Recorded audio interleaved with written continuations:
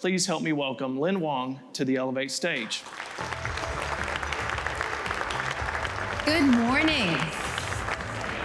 Good, most of you ate breakfast. Have you ever been somewhere and you marked it on your calendar, you made all the plans because you all are high achievers, and you're like, yeah, this is something I've got to go to. But when you arrive, you have this feeling of, I am exactly where I'm meant to be. Does that sound familiar to maybe some of you? You know, I've had a lot of those moments in my life because I have a no regrets life, because there's always a lesson. I am impatient because sometimes it takes me too long to learn the lesson, but I do know that I'm always exactly where I'm meant to be. And Chad and I did not prepare together, like we didn't compare scripts, and I know all of his words were for the industry of which I'm a fan of. But it felt like every other sentence was a reminder that I'm exactly where I'm meant to be. So I say that in hopes that you all also chose to be here, whether it was an award that invited you or the chance to be in community within your industry. I hope you continue to be extremely intentional in choosing to be exactly where your feet are every moment that you are. So, show of hands, how many of you enjoy traveling? Thank you. How many of you enjoy architectural, engineering, and construction, even when you're not working in it? Excellent. So I brought a little bit of science, a little bit of story, and hopefully we'll get to share all of it, not just mine, but among all of you, through the power of some photographs that I have brought. And my appreciation and empathy for the work you do comes from one of my favorite jobs in corporate America, where I had a chance to lead several offices in China, where I was responsible for creating winning environments for the team.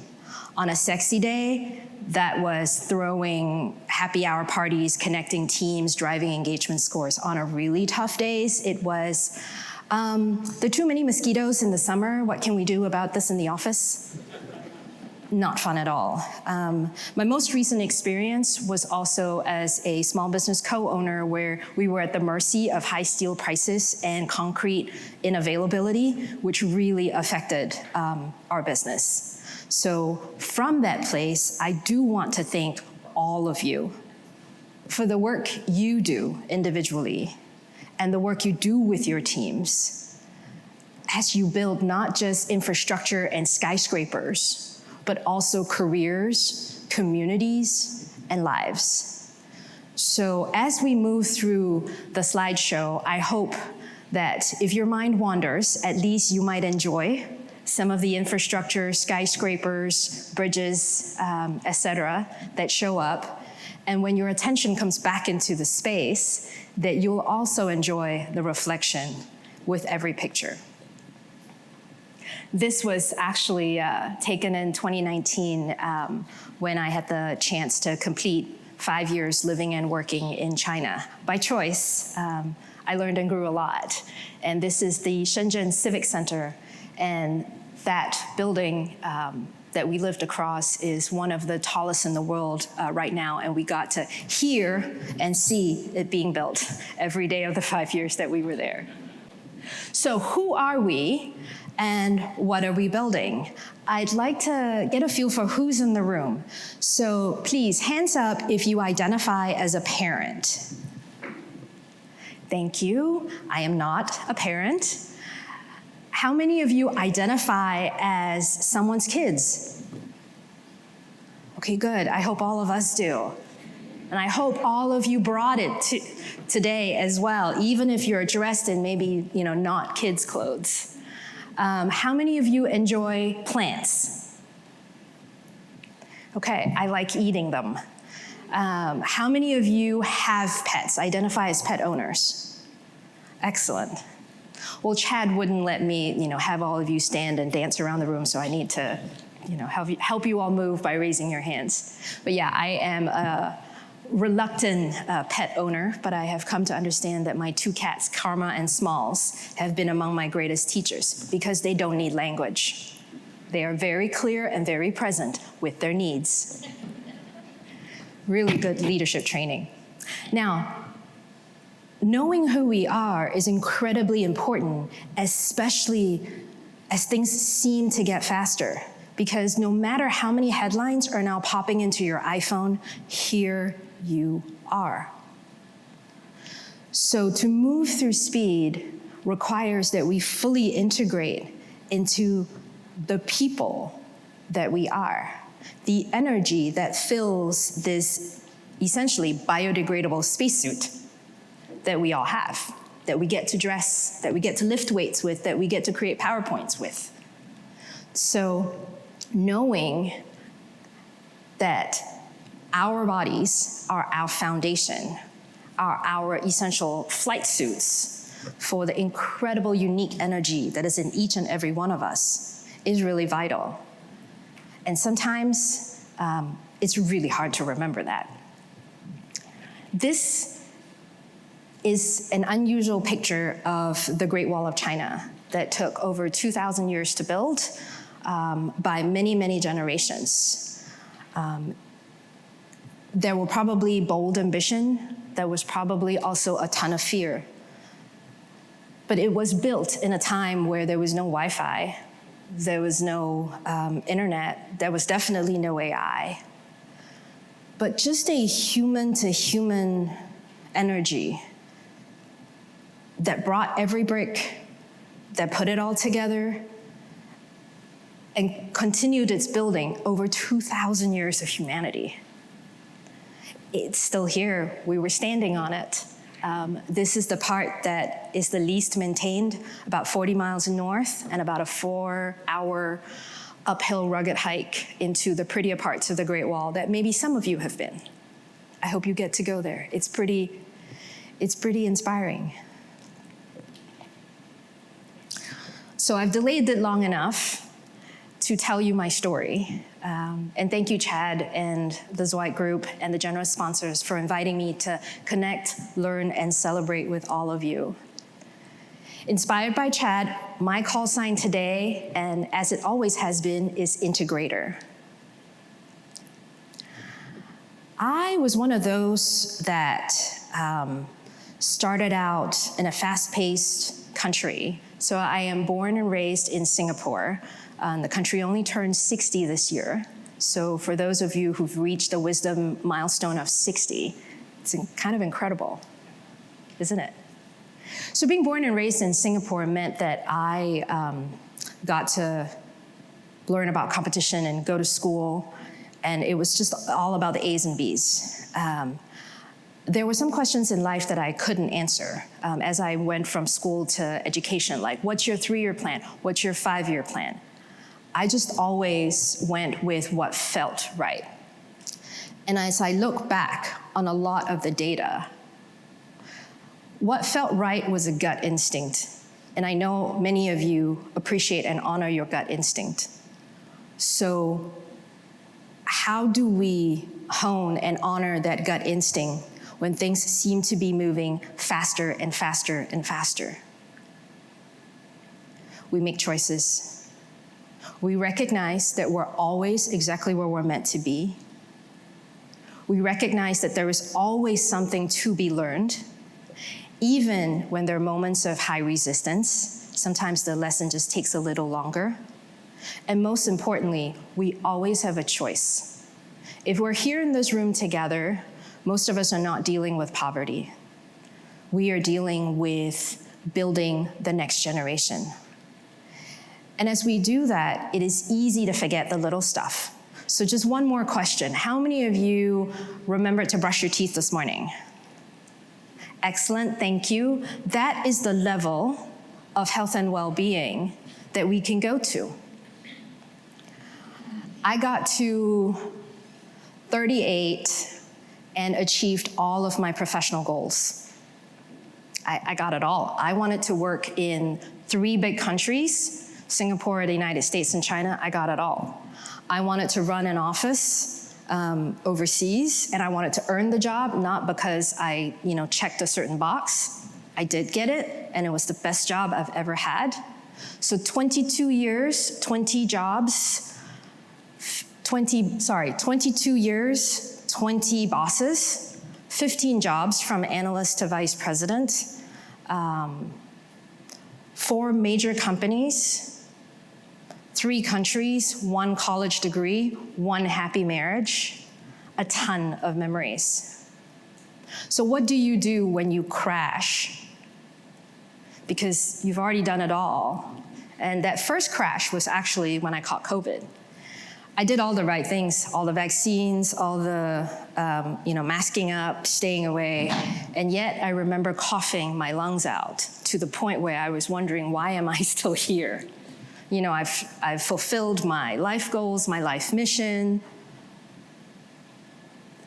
Somebody else should take my place. Somebody should not lose their grandmother or grandfather through that terrible disease. Why am I still here? That would be the moment I started learning about the power of questions and slowing down so that I could understand the question and just be open to how the answers kept showing up. Crashing meant that I found myself unable to get up one morning, the night before I was supposed to fly to a leadership meeting, and I had never missed a leadership meeting before. But this time was really interesting. There was a knowing. My gut was telling me this is the beginning of the end, because I did not make conscious choices to take myself off the treadmill. The treadmill was going to throw me off, or in my case, I could not get out of bed. Multiple doctor's visits later, it led to a surprise sabbatical. I had wanted the backpack kind, travel around the world, more stamps on my passport. But sabbatical brought me into silence. And it was in silence and studying that I got to reconnect with the vital signs of the small stuff, like the brushing your teeth. That if you took deep breaths, you get 18% more oxygen, simply. We have to breathe. In fact, we're being breathed, aren't we? It's not something we can turn off. We can hold our breath. I think the longest human record is 11 minutes. But not beyond that. We get our breath taken away from us when we are complete in our assignment.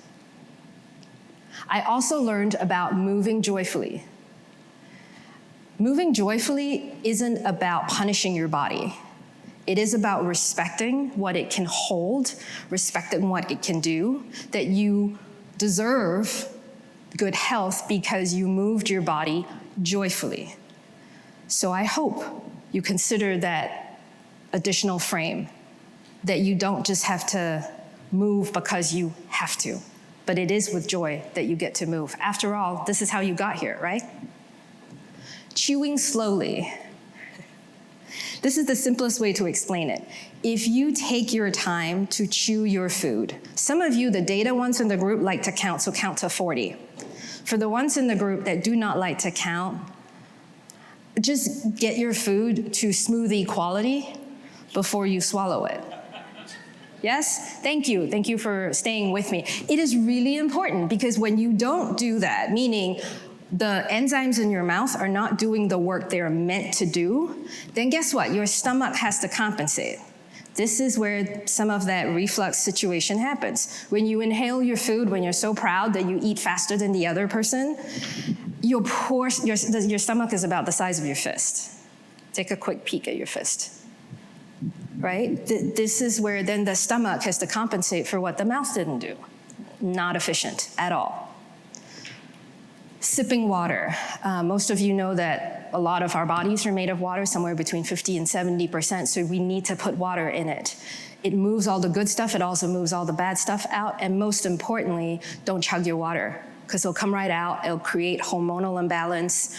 Make sure you drink your water, but just sip it. There's a lot of water available. Please intentionally sip water to stay hydrated and whole. Eating mindfully. Thank you, Chad, for a beautiful buffet spread that includes all colors of the rainbow. And that is really important. You don't have to be able to spell fancy science words to recognize you make choices. The number of colors you can get on your plate from fruits and vegetables will keep you in a good place. The choice to eat vegetables first, followed by your proteins, then your starches, and then your dessert, so don't skip dessert, just eat it last, actually helps you because the vegetables go in as fiber and they keep you full for longer. It really is that simple. You don't need a gym membership to nurture your well-being. Sleeping gratefully. Sleep isn't a burden. It's actually sacred time. It's sacred time for your mind to go recharge while your body does its actual work, where your body takes all the good and all the bad, processes it, and helps you keep what supports you and lets go of what no longer serves you. So the science that I hope to leave you with is really that simple as brushing your teeth. Breathe deeply. You can do that with your eyes open, even without your eyes closed. Move joyfully, even today. Move as you move from room to room. Be intentional. Move with a smile. Chew slowly. I think enough said. But chewing slowly also allows you to listen to the person that you're talking to. And listening deeply is a lost art. And listening deeply is at the heart of our health and well-being. Sipping water, I won't belabor it. Thank you for sipping a drink. Eating mindfully and sleeping gratefully. I hope you will remember these, and I hope you won't underestimate these as you then find the bits and pieces that resonate, regardless of which generation you identify with, whether you're a parent or a child. So burnout happens when you start feeling that Sunday scaries or the fact that you just have this dread going into a meeting or a presentation. And it is a warning sign when vacations are no longer sufficient. I think it is a big watch out. Ever take a vacation from a vacation? The ones with families, I think you know what I mean. So I invite you all, as you move into the fall and as we move also into family and community seasons of Thanksgiving and gift-giving, to first take care of yourself so that you can be in integrity, to then take care of others. Because burnout ends at the start of conscious leadership. And that leadership is of yourself, then for others. So let me ask you, what do you want for your health, your wealth, and your relationships? If you can put 2 words to it, your health, your wealth, and your relationship. Get strong, diversify investments, quality time. It really is that simple. I invite you, as you connect, learn, celebrate, and recharge at Elevate, to carve out a few moments for yourself, in fact, right now. As you then turn to think about, what do you want for your power, purpose, and prosperity? Slow down to speed up was gifted to me one day when I huffed and puffed into my vice president's office because I was really mad as a young manager about how long it took to make decisions. I'm like, what's going on? Like, we've got to get a move on it. He heard me out, and then he said, slow down to speed up. And then he asked me to read the founder's biography for wisdom. That phrase stopped me in my tracks and has since come to encompass the wholeness that is, my health is my power. Ever considered how the heart is the first organ to really be significant and develop when lives come into this earth and where we're always listening for heartbeat? Sometimes in the bigness of our jobs and our titles and our confidentiality clauses and our M&As, we forget that we're not alone, that our heartbeat and our breaths are gifts that we have gotten and that we get to hold in our biodegradable spacesuits. The power of our health is important because it is our integrity that then allows us to live into our purpose. It's no coincidence that there is a U in the word purpose, right? Our purpose, our wealth of energy, our wealth of money, our wealth of skills. Purpose is about stewardship. So how can we steward the resources given to us that is our wealth for the relationships that we care about, which is a state of well-being, prosperity? And relationships are not just about the person across the table or on the phone. The relationship is also with yourself. What is the relationship you have with yourself? Do you like the person in the mirror?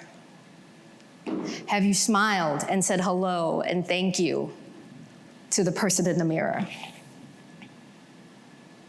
That relationship is key as you launch from today gradually back into your teams, as you rethink productivity and you challenge norms.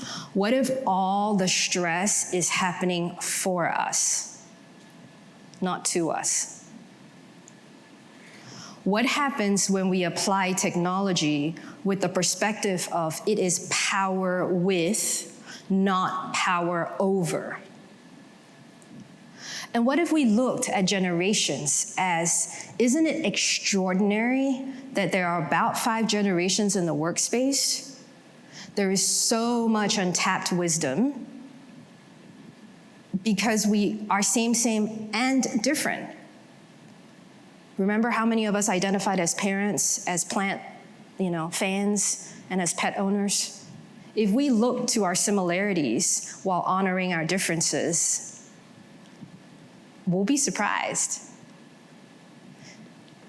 Speed without clarity leads to waste. But one of the things they don't tell us when we're leading transformations, or that we don't spend enough time on, is the concept of unlearning. What are you unlearning as you lead through change, as you slow down to speed up? Here's a fun one. Is the pain or the work you're going through, are you a lobster that is just breaking out of its old shell and coming into its new shell because it has grown? So you're still a lobster, just going through the shell breaking piece, which is painful. Or are you going through a state change? Are you a caterpillar that suddenly decides that, okay, I'm done, hanging out outside, I need this cocoon around me, and I just feel like creating a cocoon, and you come out on the other side as a butterfly? The state of unlearning is within the cocoon, where the butterfly completely dissolves into essence, imaginal cells is the term they use, to then come out on the other side as a butterfly. There's a reason that even though it's the same life cycle, that it has 2 names, because it is 2 states. So I invite you all to think about, what might you unlearn? First yourself, then your teams, then with your customers and your communities, as you navigate business at the speed of business. Connection, collaboration, curiosity, essential ingredients as you go through the unlearning process, because it is uncomfortable. And can you sit with the discomfort? You can. Use your breath. Drop in and listen. Practice listening deeply, not just actively. Right? Listening deeply is simply listening to listen without the desire to fix or respond. Listening actively is a skill that you listen and you reflect and you want to respond. You want both to bring alive connection, collaboration, and curiosity. No significant success is possible without teamwork. I invite you to take a moment to just think about the last time you named the strengths of your team. You made an investment in the strengths of your team and celebrated.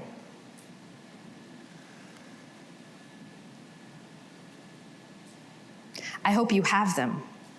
I'd love to hear them. And when we go to break, I hope you share them with your table.